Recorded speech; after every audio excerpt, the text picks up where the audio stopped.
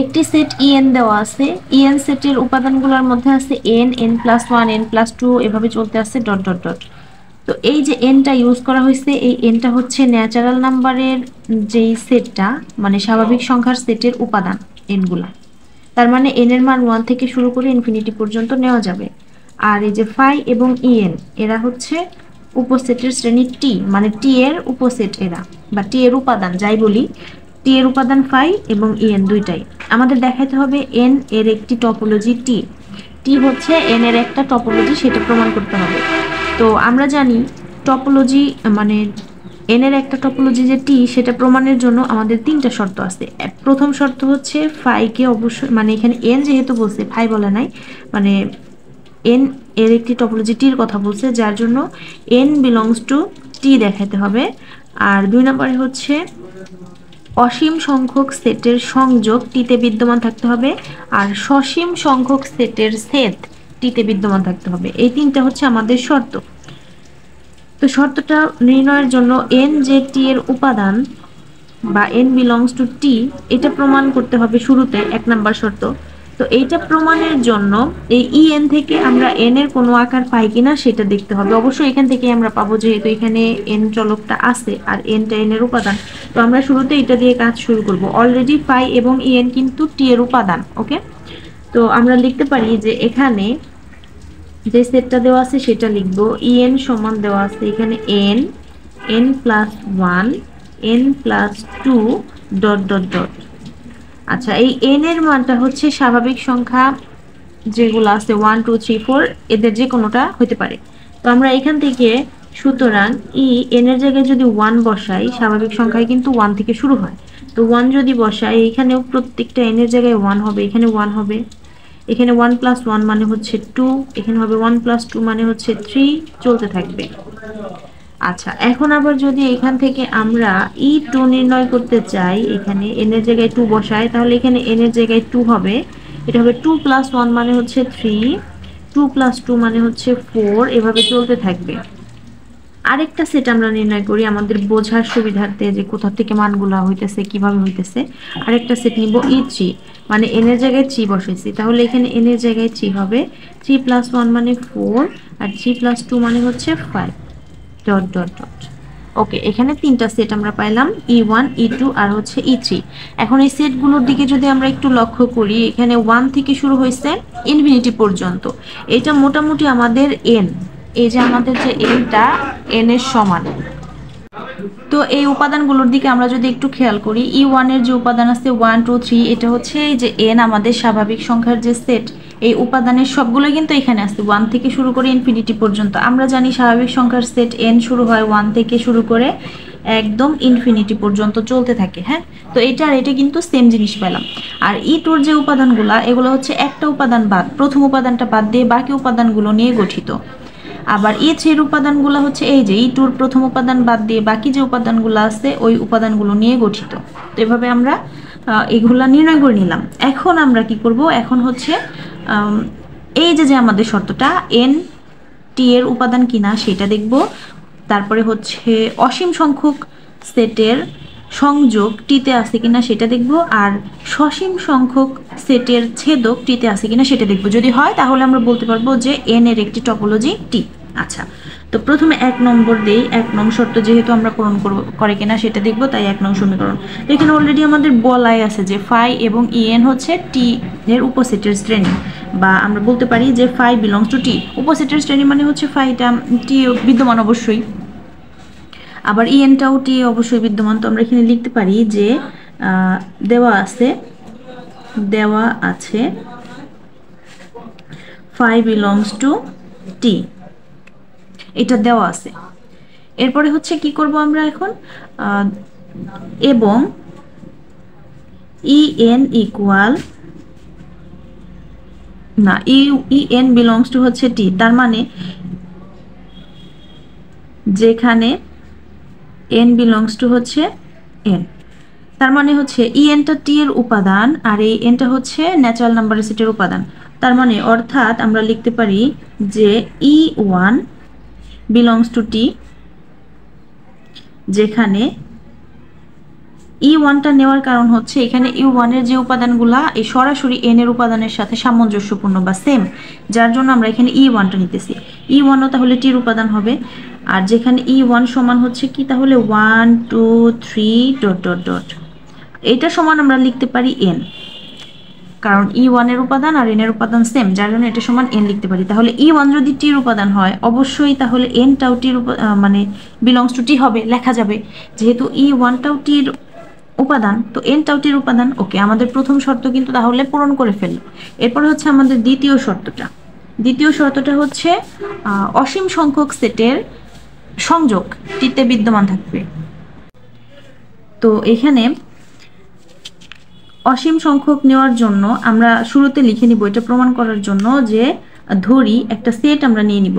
যেহেতু এখানে ই জাতীয় অনেকগুলো উপাদান আমরা পাবো, এখানে ইনফিনিটি পর্যন্ত পাবো, তো এখানে একটা সেট আমরা ধরে নিব যে ধরি টি সেটের একটি ইচ্ছাধীন সংগ্রহ, টি সেটের একটি ইচ্ছাধীন সংগ্রহ, টি সেটের একটা ইচ্ছাধীন সংগ্রহ আমরা ধরে নিব যে ই, এখানে আলফা ধরে নিলাম, এর মান যে কোনোটা হতে পারে 1 2 3 4 যা খুশি হতে পারে, যার জন্য আমরা এখানে ই আলফা নিলাম। এখানে এই যে আলফাটা ইউজ করলাম, এই আলফাটা বিলংস টু হচ্ছে ডেল, এটা আমরা ধরে নিছি কিন্তু। তো আলফাটা হলো বিলংস টু ডেল, আর এই ডেলটা হচ্ছে এন এর একটা সাবসেট বা উপসেট, এটা আমরা ধরে নিলাম। ওকে, এখন যে ইউজ করলাম আমরা এন আর হচ্ছে ডেল, এদের পরিচয় অবশ্যই আমাদের এখানে বলতে হবে যে কোনটা কি মিন করে, কারণ এটা তো আমরা ধরে নিছি। তো লিখবো যেখানে এনটা কি, আসলে এনটা হচ্ছে এনের যে মানে উপাদানগুলা 1 2 3 4 5 6 7 8 এরকম।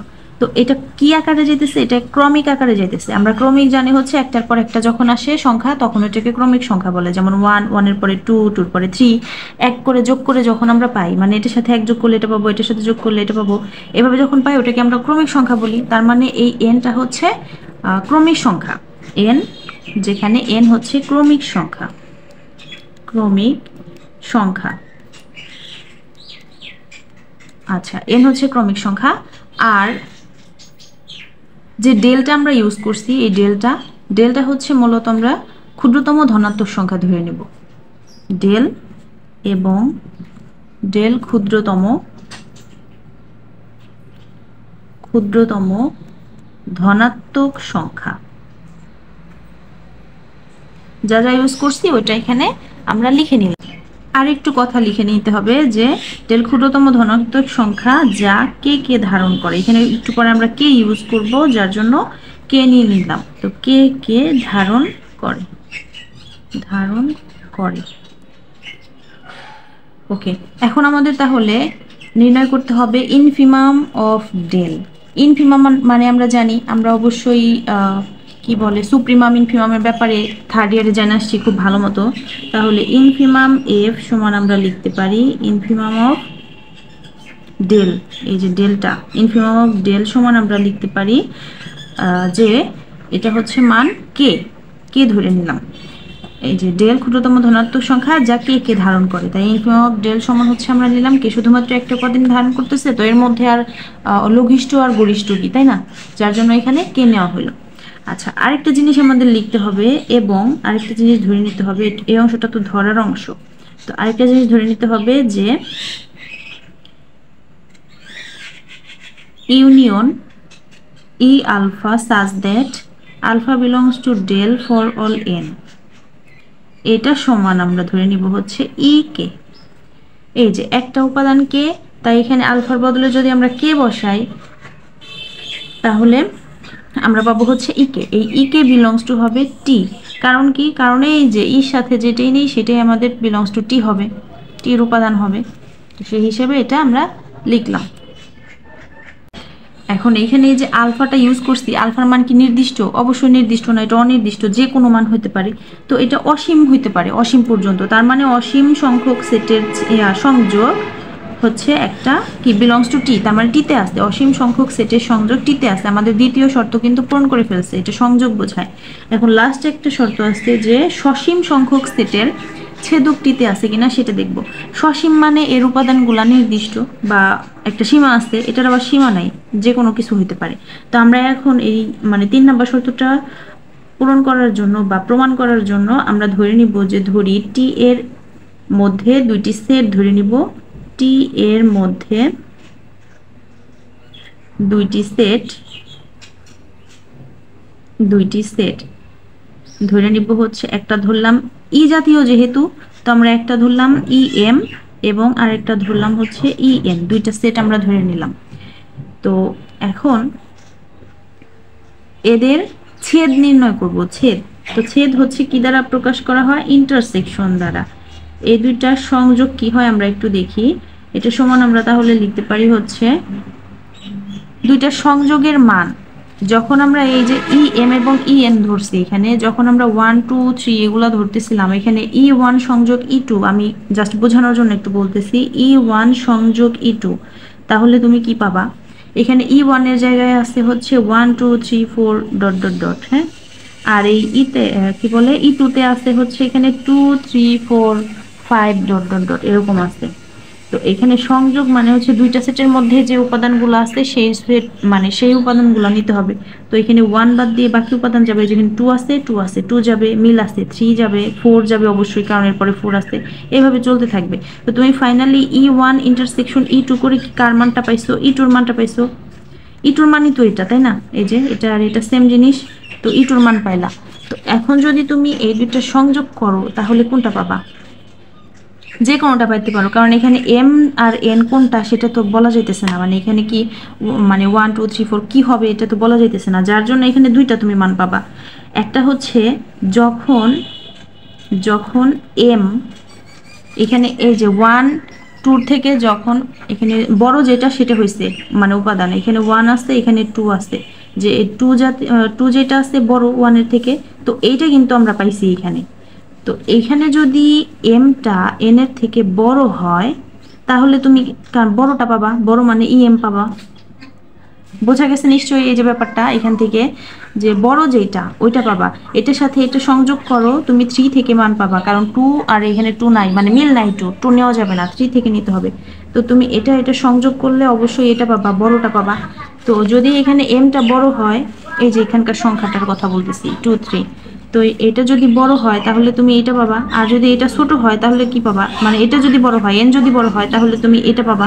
তো সেটাই লিখতে হবে যে যখন, আরেকটা শর্ত আছে, এন যদি এম এর থেকে বড় হয় তাহলে তুমি পাবা এ এন। দুইটা পদ্ধতি মানে দুই কোয়ালিটির মান পাবা।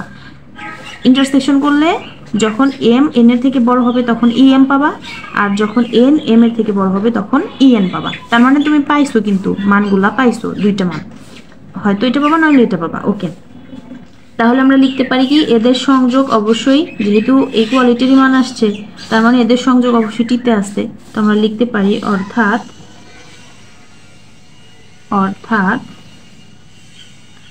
ই M intersection E N belongs to হচ্ছে টি। তুমি কি বলে ছেদ, এটা হচ্ছে ছেদ, সরি ছেদ টিতে আসছে, সংযোগ টিতে আসছে, আবার এনটা হচ্ছে কি বিলংস টু টি। অর্থাৎ তুমি বলতে পারো যে সুতরাং এন এর উপর টি একটি টপোলজি, এন এর উপর টি একটি টপোলজি। তো এই হচ্ছে প্রমাণটা, তিনটা শর্তই সিদ্ধ করছে, দ্যাটস ওয়াই তুমি বলতে পারতেছো যে এন এর উপর টি একটি টপোলজি। আশা করি এটা বোঝা গেছে।